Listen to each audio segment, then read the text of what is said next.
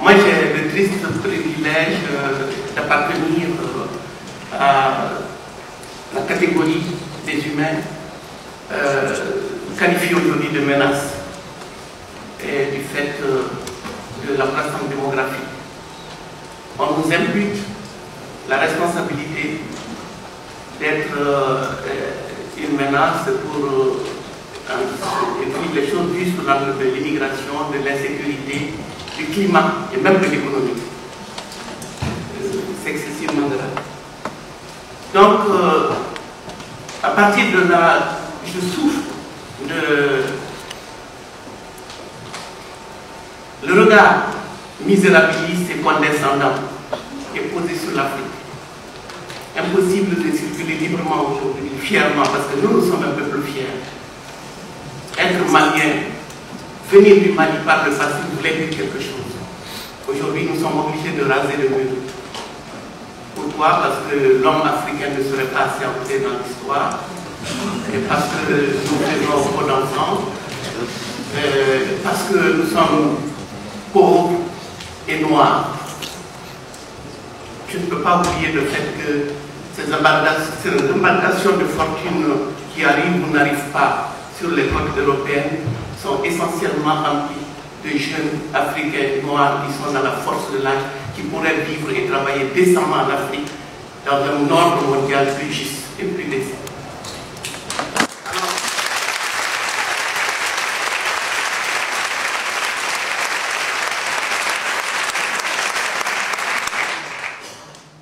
De mon point de vue, j'étais en colère, je ne suis plus en colère, je souffre pour moi, mon pays, mon continent, et pour le monde, victime de son aveuglement, de sa propre cécité, ne pas voir qu'il y a un problème, que le néolibéralisme est la lame de fond qui détruit nos pays, nos économies, nos vies, que si n'eût été le TINA, there is no alternative au capitalisme, n'eût été ce système-là, vous n'auriez pas eu à faire face à tant de gens qui ont toutes les raisons de vivre décemment, mais qui ont envie de partir de chez lui.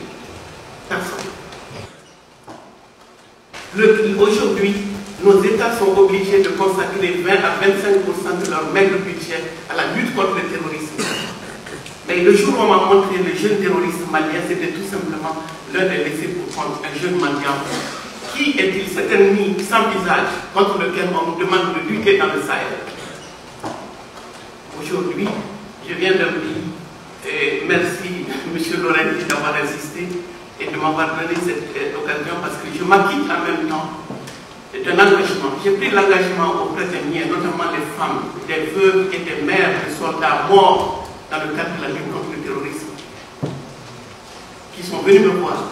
Il y a 6 ans, elles sont sorties par centaines avec le drapeau tricolore pour dire vive la France. Ce n'était pas la défiance, on était dans la confiance.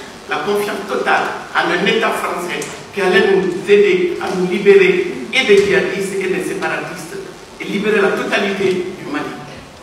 Mais la France s'est arrêtée en cours de chemin et nous a demandé de nous débrouiller seuls. Aujourd'hui, nous sommes seuls face au reste du monde qui nous regarde en chien de faïence.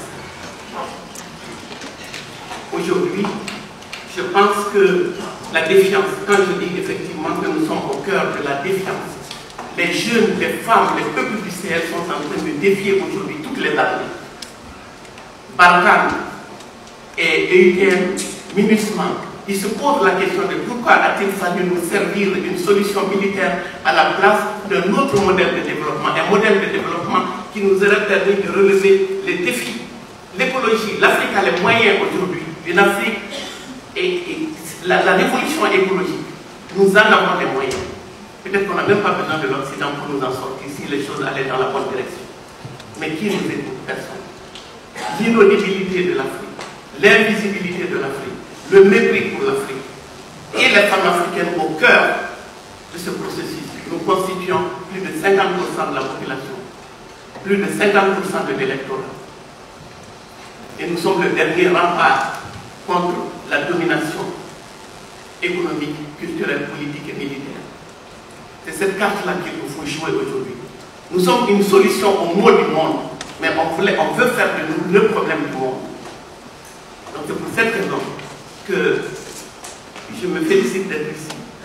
Je sais que mon discours est constamment décalé, mais je me dois de vous dire qu'il n'y a aucune animosité, il n'y a pas de haine de la France, que tous ceux qui sont dans ces bateaux, c'est en fait un excès de confiance qui les pousse à regarder vers l'Occident, et plus particulièrement vers ce côté de la Méditerranée.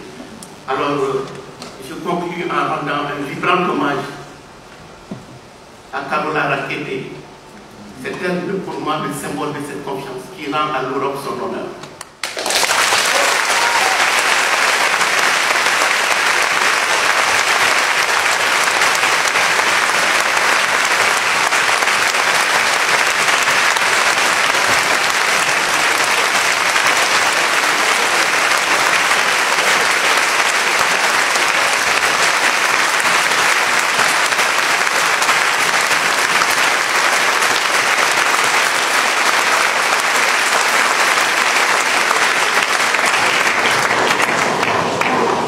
Merci. Merci, Amina.